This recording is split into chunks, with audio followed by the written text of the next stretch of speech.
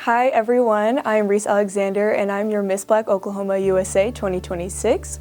September is Sickle Cell Awareness Month and I had the amazing opportunity to partner with our Blood Institute to discuss the importance of donating blood.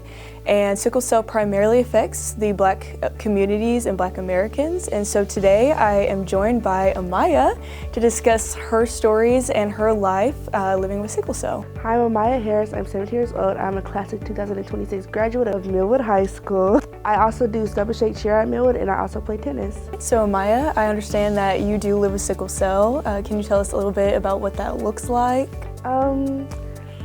I don't want to say it's an easy thing to deal with because I got the easy hand in it. We got an early start to it, but it is kind of difficult because some things I wasn't able to do as a child. But now I do have the pleasure to do things because of blood transfusions and stuff like that. But there is a way to work around sickle cell. But blood transfusions and then a stem cell transplant, which can get rid of sickle cell completely. I receive blood products once a month. I think as of now we're doing it twice a month, only due to the fact that my school schedule works. So normally I would go to the hospital for 48 hours and get an iron chelation, I believe, where it is pushing out the iron in my liver, and I receive blood the next day.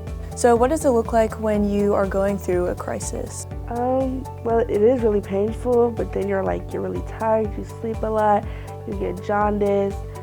It's really just not the best thing to go through. All right, so how do you manage being in a crisis? Well, I actually don't get them a lot because I get blood transfusions every month, so it prevents me from getting in a crisis. Now, I do believe it was either earlier this year or last year, I did have an episode where my hands swelled up, but other than that, I have been really good for almost 10 years now. That's amazing. All right, so why do you believe that it is important to donate blood? It's important because it not only helps us, but it keeps us alive and well. You know, some people don't even make it past the age of 5 with sickle cell. So it's really important to, especially as a Black American, it's important to donate blood because our blood is closely together. So our cells and stuff, they match, and it helps other Black recipients, and it keeps us well. So as a blood donor, it was very scary to donate blood for the first time for me, and I'm sure for so many other people as well. So what would you say to the people who might be a little scared? I've been poked and prodded with needles for my entire life.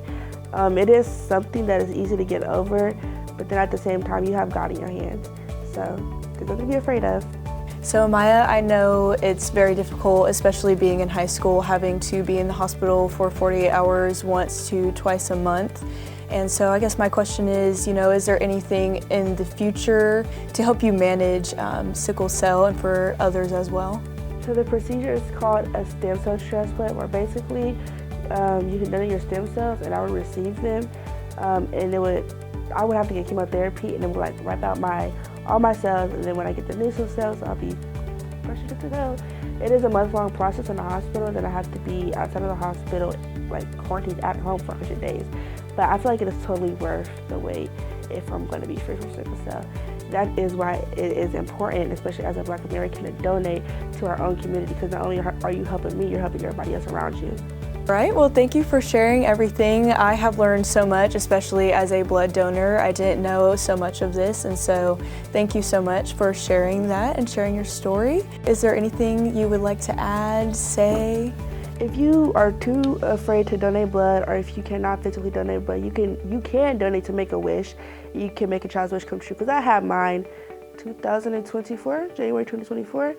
So you can make somebody's wish come true if you can't donate blood. You heard it firsthand. I am so grateful to be a blood donor and know that I'm making a difference.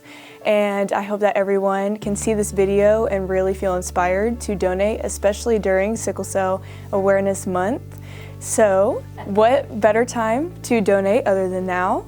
And it's time to make a change, impact our communities, help our community. I'm a blood donor, you should be one too. And let's make a difference.